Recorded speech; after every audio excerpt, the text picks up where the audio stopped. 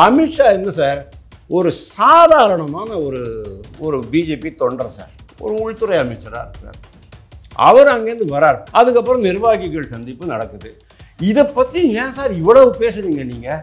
உங்களை நான் கேட்குறேன். டிஎம்கேக்காரங்க 14,000 பேர் வராங்க. ஓகே, அவப்பும் பிரம்மாண்டமான கூட்டம் தானே அது. 14,000 பேர் நிர்வாகிகள் அப்படின்னு சொன்னால் பாஜக எவ்வளோ வளர்ந்துருக்கு சார். அதுக்கு தான் சார் அவங்களுக்கு வைத்தடிக்குது.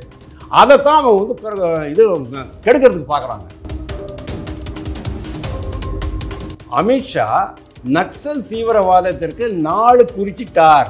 31 மார்ச் 2026 வரத்துக்குள்ளேயும். ஏன்னா இந்த ஓங்கோல் குடும்பத்தை ஒழிச்சு கட்டணும், இன்னுமே டிஎம்கே அரசியல்லையும் இருக்கக்கூடாது அப்படிங்கிற மாதிரி அந்த ஒரு நோக்கத்தோடு தான் அவர் போறாரு. மேற்கு வங்காளம், தமிழ்நாடு, கேரளா இந்த 3 மாநிலங்களும் தான் பாஜகவை பொறுத்த வரைக்கும் த லாஸ்ட் ஃப்ரான்டியர் அப்படின்னு சொல்கிறது. அதாவது போரினுடைய கடைசி கட்டம். இந்த 3 இடத்த நாம் ஜெயிச்சிட்டோம்னு சொன்னால்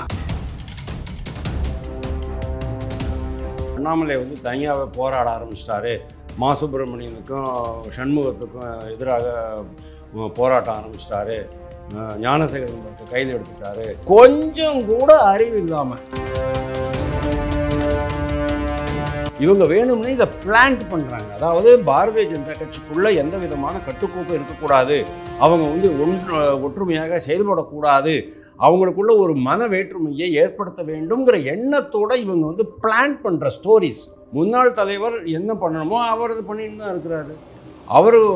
அதுக்காக அவருக்கு ஒரு கேக் ஆர்டர் போட முடியுமா? நீ பேசவே கூடாது, தலைவர் மட்டும்தான் பேசப்படும் அப்படின்லாம் ஒன்றும் கிடையாது.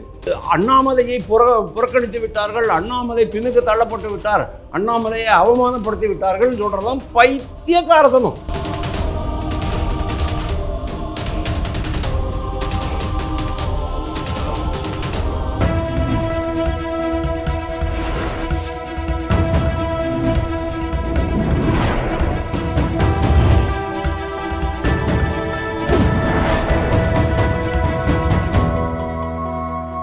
சேனல் 5 தமிழ் நேயர்களுக்கு வணக்கம். இன்றைய நேர்காணலில் நம்மோடு பேச இருப்பது அரசியல் விமர்சகர் வாசுதேவன் அவர்கள். சார் வணக்கம். சார் வணக்கம்.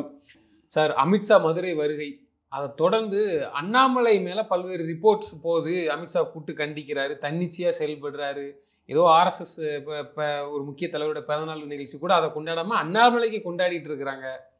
இது போன்ற தகவல் பரவுத பேசிகிட்டு இருக்கிறாங்களே, இது எப்படி பார்க்குறீங்க? உண்மையிலே இல்லை அண்ணாமலைக்கு வேறு எதுவும், ஏன்னா அவருக்கு அகென்ஸ்டாகவே கிளம்புற மாதிரி இருக்குது இப்போ ஒரு 2 நாட்களாக? இல்லை, இதில் 2 விதமான கருத்து நான் இருக்கிற மாதிரி பார்க்குறேன். ஒன்று, அண்ணாமலை போன பிறகு கட்சி சோர்வடைந்து போச்சு அப்படிங்கிற மாதிரி சில பேர் சொல்கிறாங்க. இன்னொரு பக்கம் சொல்கிறாங்க, அல்ல அண்ணாமலை தனியாகவே போராட ஆரம்பிச்சிட்டாரு, மா சுப்பிரமணியனுக்கும் சண்முகத்துக்கும் எதிராக போராட்டம் ஆரம்பிச்சிட்டாரு, ஞானசேகரன் கைது எடுத்துட்டாரு, உண்ணாவிரதம் இருக்க போகிறேன்னு அறிவிக்கிறாரு, இந்த மாதிரி பண்ணுறாங்க அப்படின்னு 2 விதமான கருத்துக்கள் இருக்குது. இதை எதை எடுத்துக்கிறது எதை எடுத்துக்க கூடாதுங்கிறத நம்ம விட்டுடுவோம். ஆனால் அண்ணாமலையினுடைய நடவடிக்கை கரெக்டாக இருக்கா? கட்சிக்கு எதிரானதாக இருக்கிறதா? கட்சியினுடைய இமேஜை பாதிக்கக்கூடியதாக இருக்கிறதா நீங்கள் பார்த்தீங்கன்னு சொன்னால் கண்டிப்பாக அது கிடையாது. அண்ணாமலை இருக்கும்போதும் கூட இங்கே மற்ற தலைவர்கள் இருந்தாங்க. இப்போ அண்ணாமலை இருக்கும்போது தமிழிசை சவுந்தரராஜன் இருந்தாங்க. அவங்க முன்னாள் கட்சி தலைவர் தான். அவங்களுடைய லெவலுக்கு ஆப்ரேட் பண்ணிகிட்டு இருந்தாங்க. இப்போ அண்ணாமலை மாற்றப்பட்டு புதிய தலைவர் வந்திருக்கிறாரு. அண்ணாமலை அதாவது முன்னாள் தலைவராக மாறிட்டார். முன்னாள் தலைவர் என்ன பண்ணணுமோ அவர் அது பண்ணிட்டு தான் இருக்கிறாரு. அதுக்காக அவருக்கு ஒரு கேக் ஆர்டர் போட முடியுமா? நீ பேசவே கூடாது, தலைவர் மட்டும்தான் பேசப்படும் அப்படின்லாம் ஒன்றும் கிடையாது. ஹெச் ராஜா ஒரு பத்திரிகையாளர் சந்திப்பு கொடுப்பாரு, அண்ணாமலை கொடுப்பாங்க, தமிழிசை கொடுப்பாங்க, வானதி ஸ்ரீனிவாசன் கொடுப்பாங்க, ராமஸ்ரீனிவாசன் கொடுப்பாரு, அஸ்வத்தாமன் கொடுப்பாரு, ரெட்டி கொடுப்பாரு, எல்லாருமே துரைசாமி கொடுப்பாரு, எல்லாருமே கொடுக்கத்தான் செய்வாங்க. அதே மாதிரி அவர் அது பண்ணிட்டு இருக்காரு, அவ்வளோதான். ஆனால் முடிவு செய்யக்கூடிய இடத்தில் இருப்பது கட்சி தலைவர் அப்படிங்கிறதுனால முடிவை அவர்கிட்ட விட்டுருவாங்க, அவ்வளோதான். அதாவது எந்த விதமான ஒரு அரசியல் முடிவையும் இவங்க எடுக்க மாட்டாங்க. ஆனால் மக்கள் தொடர்பில் இருப்பாங்க. கட்சி இருக்குது அப்படிங்கிறத காமிச்சிக்கிறதுக்காக, கட்சியை லைம் லைட்டில் கொண்டு வரதுக்காக எல்லாருமே அப்பப்போ ஏதாவது ஒரு பத்திரிகையாளர் சந்திப்பு, ஒரு கருத்து கூறுவது, ஒரு கண்டனம் தெரிவிப்பது, ஒரு போராட்டம் அறிவிப்பது, இதெல்லாம் ரொம்ப சாதாரணமாக நடக்க வேண்டிய சமாச்சாரம். இது தலைவர்னு சொன்னோன்னா பாக்கி எல்லாரும் சுப்சாப்பாக இருக்கணும், கப்சிப்பாக இருக்கணும் அப்படிங்கிறதுலாம் ஒன்றுமே கிடையாது. அதை தான் அவர் அண்ணாமலை பண்ணிட்டு இருக்காரு. அண்ணாமலை இன்னைக்கு வரைக்கும் நான் சொல்கிறேன் ஒரு கட்சியினுடைய தொண்டன் தான். ஒரு கட்சி முதல்ல ஒரு கட்சி தொண்டன், கட்சியினுடைய தலைமைக்கு கட்டுப்பட்டவர். நரேந்திர மோடி, அமித்ஷா, நட்டாவுக்கு கட்டுப்பட்டவர். அவர் என்னைக்குமே கட்சிக்கு எதிரான எந்த நடவடிக்கை எடுக்குமா. சில பேர் கொஞ்சம் கூட அறிவு இல்லாமல், ஐம் சாரி இந்த வேர்டு யூஸ் பண்ணுறேன்னு தப்பாக நினச்சிக்காதீங்க, கொஞ்சம் கூட யோசிக்காமல் அவங்க வந்து என்ன சொல்கிறாங்க, அண்ணாமலை தனி கட்சி ஆரம்பிச்சிருவார். இது எல்லாமே ஒரு சில ஊடகங்களில் வர நியூஸ் தான். இவங்க வேணும்னே இதை பிளான்ட் பண்ணுறாங்க. அதாவது பாரதிய ஜனதா கட்சிக்குள்ளே எந்த விதமான கட்டுக்கோப்பும் இருக்கக்கூடாது, அவங்க வந்து ஒற்றுமையாக செயல்படக்கூடாது, அவங்களுக்குள்ள ஒரு மன வேற்றுமையை ஏற்படுத்த வேண்டும்ங்கிற எண்ணத்தோடு இவங்க வந்து பிளான் பண்ணுற ஸ்டோரிஸ் இதெல்லாமே, இந்த கதைகள் எல்லாமே இவங்க பண்ணுறது தான். அப்போது இது இவங்களுக்குள்ள ஒரு சலசலப்பு வரும், கலகலத்து போயிடும் அப்படின்ட்டு. இதுக்கு பின்னால் ஏன் டிஎம்கே இருக்கக்கூடாது? டிஎம்கே தானே சார் இன்னைக்கு கூட இந்த கூட்டணி அமைஞ்ச பிறகு கூட அண்ணாமலை ஏடிஎம்கேயை பற்றி பேசாமல் அவங்க வந்து பாஜகவை பற்றி தானே சார் அவங்க பிரதானமாக வந்து குற்றம் சாட்டிக்கிட்டு இருக்கிறாங்க. மத்திய அரசு தான் குற்றம் சாட்டிக்கிட்டு இருக்கிறாங்க. எடப்பாடி பழனிசாமியை பற்றி ரெண்டாவதாக தான் பேசுகிறாங்க. அவங்களுடைய இந்த பொதுக்குழு கூட்டத்தில் 27 தீர்மானங்கள் போட்டாங்க சார். 27வது தீர்மானம் நீங்கள் படிச்சிங்களா? அதில் என்ன போட்டிருக்கு? ரொம்ப கிளியராக அவர் சொல்கிறாரு, பாஜக பாசிச பாஜகன்னு ஏதோ சொல்லிவிட்டு துரோகி அதிமுக அப்படின்னு சொல்கிறாங்க. அங்கே கூட பாஜகவை தான் முன்னால் நிறுத்தி ரெண்டாவதாக அதிமுக தான் போட்டிருக்காங்க. அப்போது எது எதிர்க்கட்சியாக அவர்கள் நினைக்கிறார்கள், எதை அழிக்க வேண்டும் என்று அவர்கள் நினைக்கிறார்கள்? திமுக நினைக்கிறது, எதை அழிக்க வேண்டும் என்று திமுக நினைக்கிறதுங்கிறது நீங்கள் பார்க்குறீங்க. அதனால் இந்த கூட்டணிக்குள்ளே ஒரு சலசலப்பு வரணும், பாஜகக்குள்ளே ஒரு சலசலப்பு வரணும் அப்படிங்கிறாம. அப்புறம் இந்த வார் ரூம் பற்றி பேசிகிட்டு இருந்தாங்க. வார் ரூம்ங்கிறது ஒன்றுமே கிடையாது. அது வந்து ஒரு கட்சி அங்கீகரிக்கப்பட்ட ஒரு அமைப்பு கிடையாது. வார் ரூம்ங்கிறது நீங்கள் அந்த ஆர்கனைசேஷனில் நீங்கள் பார்த்தீங்கன்னு சொன்னால் அது கிடையாது. ஆனால் வார் ரூம்ங்கிறது நம்ம ஏன் பண்ணுறோம் அப்படின்னா, எப்போவுமே மேனேஜ்மெண்ட்டில் ஒரு கான்செப்ட் இருக்கும், கோ டு மேன் அப்படிம்பாங்க. G O, go to man. இந்த வேலையை எனக்கு முடிக்கணும், யார் முடிப்பா? பேசாமல் நம்ம ரூபன்ட்ட கொடுத்துருவோம், ரூபன் கரெக்டாக முடிச்சு கொடுத்துருவார் அப்படின்னு நம்ம நினைக்க மாட்டோமா? எல்லா இடத்துலையுமே எல்லா நிலைகளிலையுமே ஒரு ட்ரபுள் ஷூட்டர் நம்மளுக்கு வேண்டியிருக்கும். ஒரு பெரிய நிர்வாகி அப்படிங்கும்போது எல்லாமே அவங்க பண்ண முடியாது. அவருடைய கண்ணாகவும் காதாகவும் இருக்கக்கூடிய ஒரு சிலரை பக்கத்தில் வச்சுக்கிட்டு தான் அந்த வேலை பண்ணுவாங்க. அந்த வார் ரூம் அப்படிங்கிறதுல யார் வேணாலும் இருக்கலாம், என்னுடைய நண்பர்கள் இருக்கலாம். நான் தான் தலைவன் சொன்னேன்னா எனக்கு மிகவும் முக்கிய நம்பிக்கைக்கு பாத்திரமான நண்பர்களை தான் நாங்கள் வச்சுருப்பேன். அவங்களுக்கு என்னுடைய இயல்பு தெரியும், எனக்கு என்ன வேணும் அப்படிங்கிறது தெரியும், எங்கெங்கெல்லாம் ட்ரபிள் வருதுங்கிறது தெரியும். சார் டிஎம்கேல இந்த வார் ரூம் கான்செப்ட் குலைஞ்சு போச்சு சார். அந்த காரணத்தினால தான் எனக்கு டிஎம்கே வந்து இந்த மாதிரியான ஒரு கேவலமான நிலைமைக்கு வந்திருக்குது. இல்லைன்னா மனோ தங்கராஜ் வாயை அடைக்க முடியாதா சார் அவங்களுக்கு? டிஎம்கேல பாருங்க, ஒவ்வொருத்தரும் ஒன்று பேசிகிட்டு இருப்பான், டெய்லி ஒன்று இந்து மதத்தை இழிவாக பேசுறது. உங்கள்கிட்ட என்ன ஏன் கேள்வி கேட்டாங்க அவங்க? அதை தவிர கர்நாடகாவை பற்றி பேசணும். அதை விட்டு நீ வந்து கோவிலுக்கு போகிறது அநாகரிகம் அப்படின்னு சொன்னால், நாகரிகமற்ற செயல் அப்படின்னு சொன்னால், நீ என்னதான் பேசுகிற? அதனால உங்கள் கட்சிக்கு திருப்பி தொந்தரவாச்சா? அதனால திருமாவளவனுக்கு தொந்தரவாச்சா? திருமாவளவன் தானே சொன்னார், இந்துக்களை சீண்டாதீர்கள், தேவையில்லாமல் இந்துக்களை சீண்டாதீர்கள்னு அவர் தானே சொன்னார். அவருக்கு நல்லா தெரியுது இந்து கன்சால்டேஷன் நடக்குது, இந்து ஓட்டுகள் ஒருங்கிணைக்கப்படுகின்றன அப்படிங்கிறது அவருக்கு தெரியும். அதைத்தான் திருப்பி அவர் சொல்லிட்டு இருக்கிறாரு. நீங்கள் இதே பண்ணிட்டு இருக்கீங்க. ஒரு வார் ரூம் உங்ககிட்ட இருந்ததுன்னு சொன்னால் அங்கே கட்சி தலைமைக்கே ஒன்றுமே புரிய மாட்டேங்கிறது, துணை முதல்வருக்கு ஒன்றுமே புரிய மாட்டேங்கிறது. எதை எப்படி யார் என்ன துணை முதல்வருக்கே எதை எங்கே பேசணும் எப்படி பேசணும்னு தெரியாது. அப்படி இருக்கும்போது வார் ரூம்ங்கிற அந்த கான்செப்ட் அங்கே இல்லாமல் இருக்கிறதுனால தான் இன்றைக்கி மனோ தங்கராஜ் இப்படி பண்ணுறாரு, பொன்முடி அப்படி பண்ணுறாரு, துரைமுருகன் இப்படி பண்ணுறாரு. ஒவ்வொருத்தரும் ஒவ்வொரு மாதிரி ஏதோ பேசிட்டு போயிட்டு இருக்காங்க. அண்ணாமலை இருக்க வரைக்கும் அந்த வார் ரூம் இருந்து அவர் இப்போ இல்லை, அதனால கலைஞ்சிருக்கு பிரமாதம். அவ்வளோதான். அவர் எப்போவுமே நீங்கள் பாருங்கள், ஒரு தலைவர் வெளில போகிறார் சொன்னால் அடுத்த தலைவர் வரும்போது இந்த என்டையர் செட்டப் அவர் கூட இருந்தவங்களாம் விலகி அவங்களுக்கு வேண்டியவங்க தான் வந்துருப்பாங்க அப்படிங்கிறது நம்ம பார்க்குறோம். எப்போவுமே பாருங்கள் this is true with corporate governance also. Corporate கவர்னன்ஸில் ஒரு ஜென்ரல் மேனேஜர் ஒரு கம்பெனியில் 4 general manager purchase, general manager sales, general manager administration, general manager finance. யாரோ ஒரு ஜென்ரல் மேனேஜர் மாறும்போது புதிய ஜென்ரல் மேனேஜர் வரும்போது அவருடைய மனநிலை, அவருடைய ஸ்ட்ராட்டஜி இதெல்லாம் பார்த்துட்டு ஒரு 4 பேர் அவங்க கூட நெருக்கமாக போயிடுவாங்க. அவங்கள தான் அவர் பக்கத்தில் வச்சுக்குவார். அதே மாதிரி தான் இப்போ இருக்கிறது. அதுக்காக அண்ணாமலையை புறக்கணித்து விட்டார்கள், அண்ணாமலை பின்னுக்கு தள்ளப்பட்டு விட்டார், அண்ணாமலையை அவமானப்படுத்தி விட்டார்கள் சொல்கிறதெல்லாம் பைத்தியக்காரத்தனம். கொஞ்சம் கூட பேசிக் புரிதலே இல்லாமல் பேசுகிற பேச்சுக்கள் இதெல்லாம். அண்ணாமலை அந்த மாதிரி ஆள் கிடையாது. இன்னொரு விஷயம் சொல்கிறேன் உங்களுக்கு, அண்ணாமலை மாதிரி ரன்னிங் பிரெயின் இருக்கிற ஒரு ஆள் சும்மா உட்காந்துருப்பாரு. பத்திரிகையாளர் சந்திப்பில் சும்மா மைக் இருக்குன்ட்டு அந்த ஹைப்பில் பேசுறதெல்லாம் ஒரு அரசியல் கிடையாது, அதெல்லாம் நிலைக்காது, சைலண்டாக அரசியல் பண்ணுதான். அதாவது நயனா நாயனுக்கு ஆதரவாகவும் அண்ணாமலைக்கு எதிராகவும் எதிர்ப்பாக பேசியிருக்காங்க. அப்படிலாம் இல்லை, ஒவ்வொருத்தருக்கும் ஒரு ஸ்டைல் இருக்கும். எனக்கு நான் ஒரு ப்ராப்ளத்தை அப்ரோச் பண்ணுறதுக்கும் நீங்கள் அப்ரோச் பண்ணுறதுக்கும் மற்றவங்க அப்ரோச் பண்ணுறதுக்கும் டிஃப்ரென்ஸ் இருக்கும். ஒவ்வொருத்தருடைய தனிமனித இயல்புகளை பொறுத்து தான் இது அமைகிறது. இவர் ஒரு புதிய தலைமுறையோ ஒரு தந்தி டிவிக்காரையோ சன் டிவிக்காரையோ சண்டை கூப்பிட்டு விரட்டினார், சண்டை போட்டார் அப்படிங்கிறதுனால இது அரசியல் இல்லை அப்படிங்கிறத நீங்கள் சொல்ல முடியாது. அப்படி அவர் பண்ணினான்னு சொன்னால் அதனால அவங்க அந்த சேனல்காரங்களுக்கும் டிஆர்பி கிடைக்கிறது, இவருக்கும் பயங்கரமான விளம்பரங்கள் கிடைக்கிறதுங்கிறது நீங்கள் பார்க்கணும். அதே சமயம் அது ஒன்று தான் ஸ்ட்ராட்டஜியா அப்படின்னா அதுவும் கிடையாது. ஒவ்வொருத்தருக்கும் ஒவ்வொரு மாதிரி ஸ்ட்ராட்டஜி இருக்கும். அவங்களுடைய மனித இயல்புகளுக்கு ஏற்ற மாதிரியான ஸ்ட்ராட்டஜி மாற்றிக்குவாங்க. இலக்கு ஒன்று தான் சார், இந்த ஓங்கோல் குடும்பத்தை வீட்டுக்கு அனுப்பணும், தமிழ்நாடை இந்த மோசமான ஒரு ஆட்சியிலிருந்து காப்பாற்றணும் அப்படிங்கிற ஒரே ஒரு இலக்கு தான். அந்த இலக்கை அடைவதற்கு நீங்கள் அப்படியும் போங்க, நான் இப்படி போகிறேன், ரெண்டு எப்படி வேணாலும் போகலாம். லாபம் பாஜகவுக்கு தான். ஆமாம், அதை புரிஞ்சுக்க மாட்டேங்கிறாங்களா?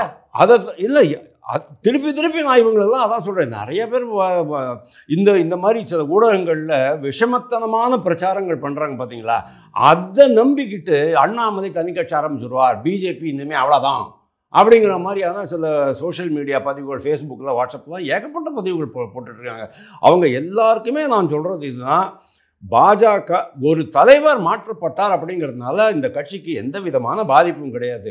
ஏன் அப்படின்னா தமிழிசை சவுந்தரராஜன், அதுக்கப்புறமா எல் முருகனுக்கு அப்புறமா அண்ணாமலை வராரு. அண்ணாமலை ஒரு ஸ்டாப் கேப்பாக தான் இருந்தார், அதுக்கப்புறமா தலைவராக ஆகிறாரு. அதுக்கப்புறமா இன்றைக்கி நயனா நாகேந்திரன் வந்திருக்கிறாரு. கட்சி ஏறு பாதையில் தான் இன்றைக்கி வரைக்கும் போய்கிட்டு இருக்கு. அதை தான் இவங்க புரிஞ்சிக்க மாட்டேன்றாங்க. ஒரு வருஷத்துக்கு முன்னாலேயே எடப்பாடி பழனிசாமி என்ன சொன்னார், கூட்டணியை நாங்கள் தேர்தல் நேரத்தில் யோசிப்போம் அப்படின்னு சொன்னவர் ஒரு வருஷம் முன்னாலேயே போயிட்டு அமித்ஷாக்கு மாலையை போட்டுட்டு வர்றதுக்கு என்ன அவசியம் இருந்தது அவருக்கு? அந்த சேஞ்ச், அந்த மனமாற்றம் வர்றதுக்கு காரணம் என்ன அப்படின்னா அந்த கள நிலவரம். ஏன்னா இந்த ஓங்கோல் குடும்பத்தை ஒழிச்சு கட்டணும், இன்னுமே டிஎம்கே அரசியல்லையே இருக்கக்கூடாது அப்படிங்கிற மாதிரி அந்த ஒரு நோக்கத்தோடு தான் அவர் போகிறாரு. அதுக்கு அமித்ஷா ஒத்துக்கிறாரு. அமித்ஷா 2 மாதத்துக்குள்ளே திருப்பி இங்கே வராரு. ஏன் வராரு? அவருக்கும் சில அசைன்மெண்ட் இருக்குது. இப்போ நீங்கள் சொன்னீங்க இல்லையா, அமித்ஷா நாளைக்கு வராரு. நாளைக்கு நிர்வாகிகள் கூட்டம் நடத்துகிறாரு.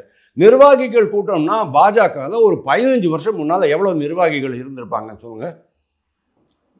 3000 பேர், 2000 பேர், 500 பேர் இருந்திருப்பாங்க. நாளைக்கு 14000 பேர் வராங்க. ஓகே, அவப்பும் பிரம்மாண்டமான கூட்டம் தானே அது. 14000 பேர் நிர்வாகிகள் அப்படின்னு சொன்னால் பாஜக எவ்வளோ வளர்ந்துருக்கு சார். அதுக்கு தான் சார் அவங்களுக்கு வைத்தறியுது. அதைத்தான் அவங்க இது கெடுக்கிறதுக்கு பார்க்குறாங்க. இதுக்கு மேலே அதாவது பாஜக உள்ளே வந்துடும் சொல்லி பொய் சொல்லியே இவங்க 2021 பண்ணாங்க. 4 எம்எல்ஏக்கள் தான் வந்தாங்க. சில மிஸ்டேக்ஸ் தான் நடந்தது, சில மிஸ்டேக்ஸ் இல்லை, ஏகப்பட்ட மிஸ்டேக்ஸ் நடந்தது ஏடிஎம்கே பாஜக கூட்டணியில். அந்த மிஸ்டேக்ஸ் இந்த ட்ரிப் நடக்கக்கூடாது அப்படிங்கிறதுனால தான் ஒரு வருஷம் முன்னாலே அவங்க கூட்டணி வச்சு ஒரு வருஷம் முன்னாலே இந்த ஸ்ட்ராட்டஜியை அவங்க பண்ணுறாங்க. இன்றைக்கி 14000 பேர் நாளைக்கு நிர்வாக சந்திப்பில் எவ்வளோ பேர் சார் வர முடியும்?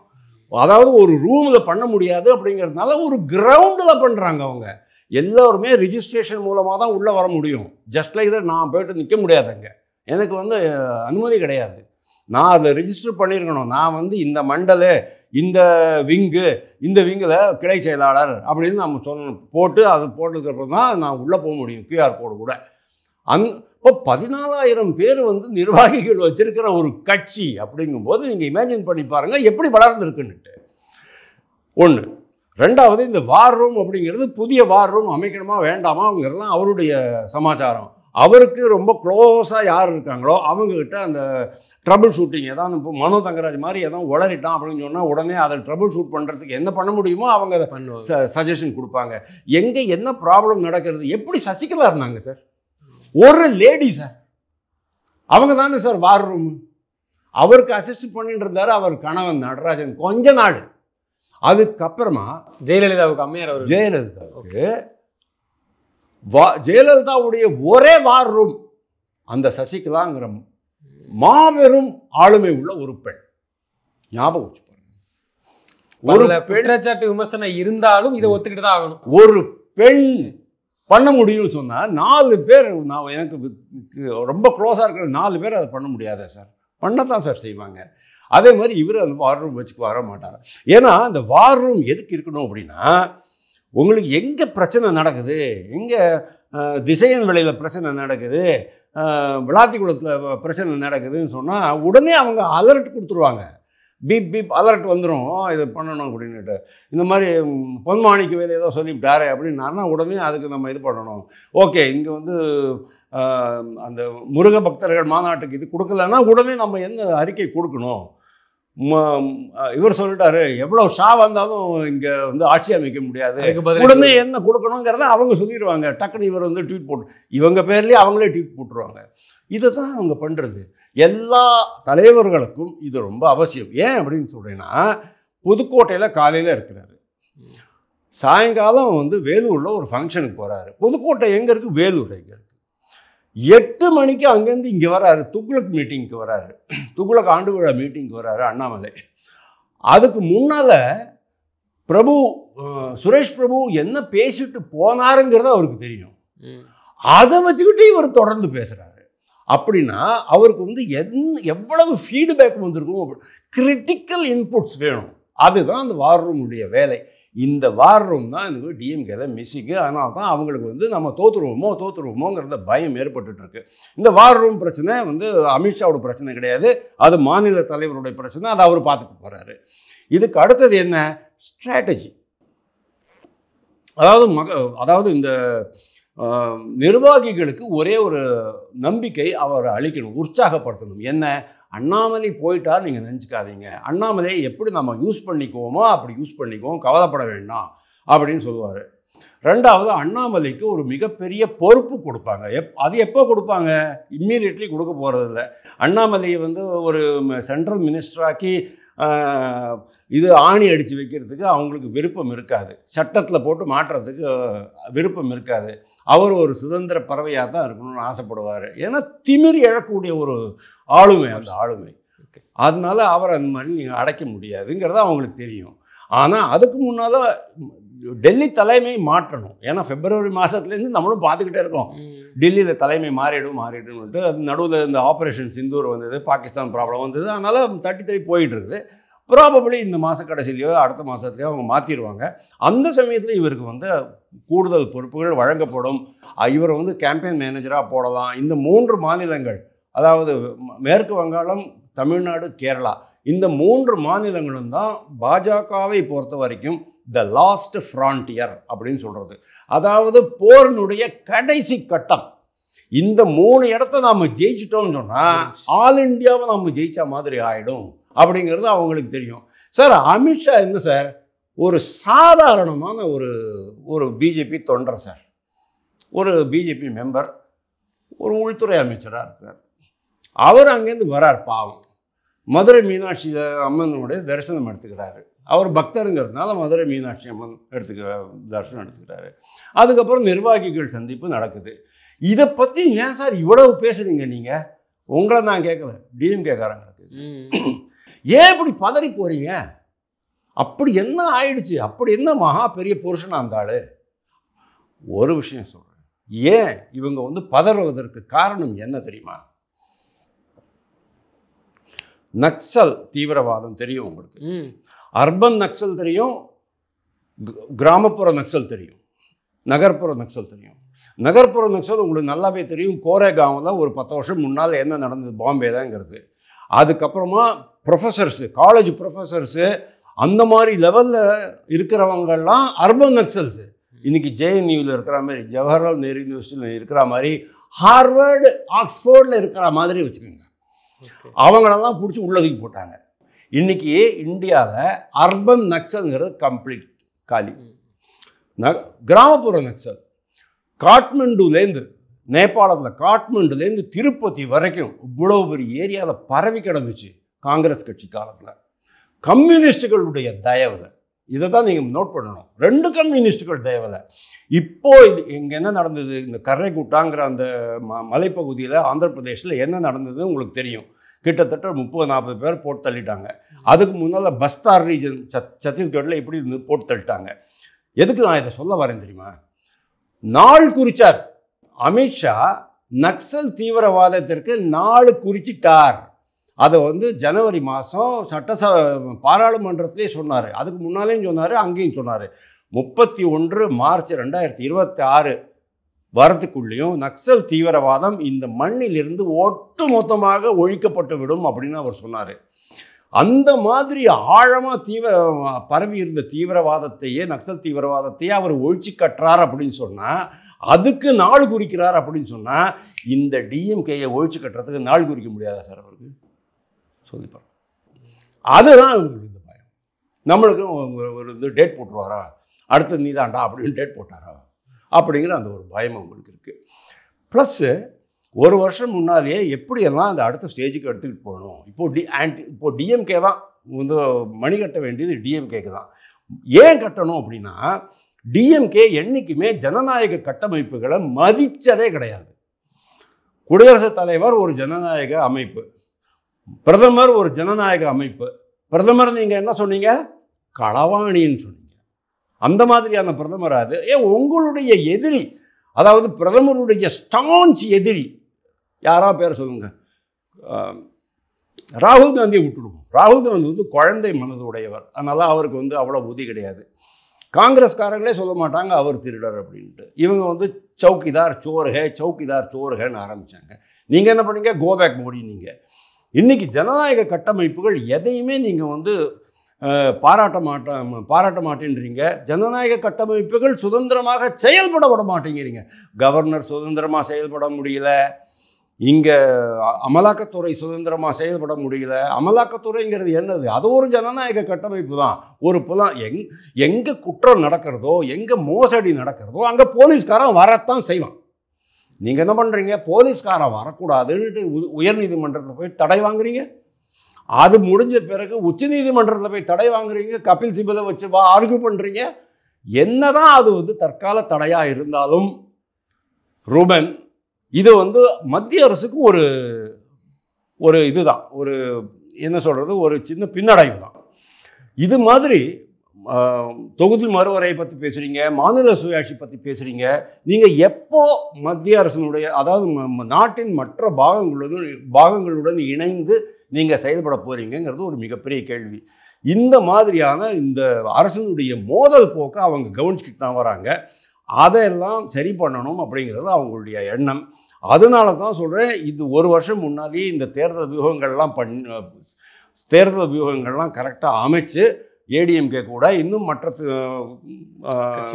கட்சிகள்லாம் உள்ளே வருமாங்கிறதெல்லாம் பார்த்து அடுத்த ஸ்டேஜுக்கு இதை எப்படி எடுத்துகிட்டு போகணும் அப்படிங்கிறதுக்காக டிசைட் பண்ணுறதுக்காக தான் அவர் வராரு. நாளைக்கு உங்களுக்கு தெரியும், இப்போது டிஎம்கேக்கு ஏற்கனவே கலங்கியிருக்குது வயறு. நாளைக்கு இதை விட அதிகமாக கலங்கும் அப்படிங்கிறத நான் எதிர்பார்க்குறேன். நிச்சயமாக சார். தொடர்ந்து தங்களது கருத்துக்களை பகிர்ந்தமைக்கு நன்றி. தேங்க்யூ.